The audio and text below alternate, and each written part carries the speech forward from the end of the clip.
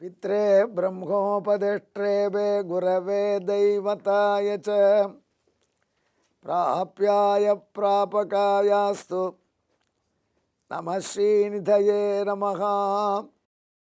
அன்புள்ள விஜய் தொலைக்காட்சி நேயர்களே, உங்கள் அனைவருக்கும் என்னுடைய வணக்கங்கள் மற்றும் இனிய நல்வாழ்த்துக்கள். இப்பொழுது நாம் அன்னை லக்ஷ்மி தேவியின் திவ்ய சகஸ்ரநாமத்திலே 849வது திருநாமத்தை அனுபவிக்கப் போகிறோம். அன்பர்களே, பகீரதன் என்கிற மாபெரும் மன்னன். பகீரதன் தவஸ் என்பது மகாபலிபுரத்தில் உள்ள சிற்பங்களிலே மகத்துவம் வாய்ந்தது ஒரு சிற்பம். புரசவாக்கத்தில் கங்காதரீஸ்வரர் கோயில் முன்னணியில் ஒரு காலத்தில் ஸ்ரீமத் ராமாயண உபன்யாசம் பண்ணினேன். அது கோயிலுக்கு முன்பகுதி. கோயிலுக்கு துவஜஸ்தம்பத்துக்குள்ளெல்லாம் போக வேண்டாம், வெளியில் உட்காந்து கேட்கலாம். நானும் அங்கே உட்காந்து சொல்லுவேன் கதை. பெரிய கூட்டம் கேட்கும். அது ஒரு காலம். அந்த காலத்தில் ராமாயணம் 27 நாள் அங்கே சொல்கிறேன், 1980-81 வாக்கில். அப்போ ராமாயணம் சொல்லும்பொழுது அதில் கங்கையினுடைய வரலாறு, விஸ்வாமித்ர மகரிஷி ராமனுக்கும் லக்ஷ்மணனுக்கும் சொல்கிற வரலாறு. ராமலக்ஷ்மணர்களுடைய முன்னோர், தசரருடைய முன்னோர் சகர சக்கரவர்த்தி. அவருக்கு 2 மனைவிகள். அதில் மூத்த மனைவிக்கு ஒரே மகன், 2வது மனைவிக்கு 60,000 பிள்ளைகள். அந்த 60,000 பிள்ளைகள மூத்த மகனுக்கு ராஜ்யத்தில் உள்ள ஆசை இல்லை.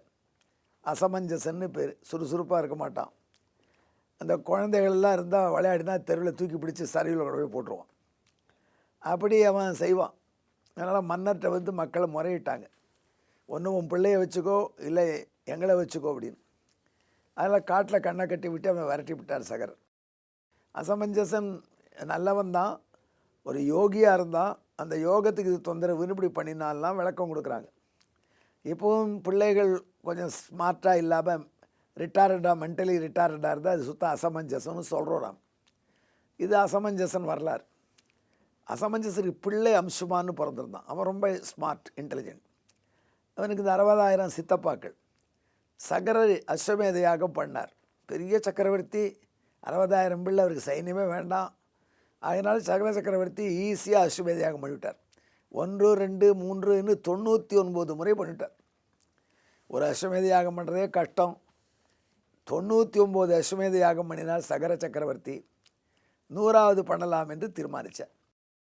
அதில் ஒரு பெரிய, இதுவரைக்கும் தேவேந்திரன் தொந்தரவு பண்ணலை. 100வது பண்ணிட்டா தேவேந்திரனுக்கு பெரிய ஆபத்தாயிடும். ஏன்னா இவருக்கு இந்திர பதவிக்கு தகுதி வந்துடும்.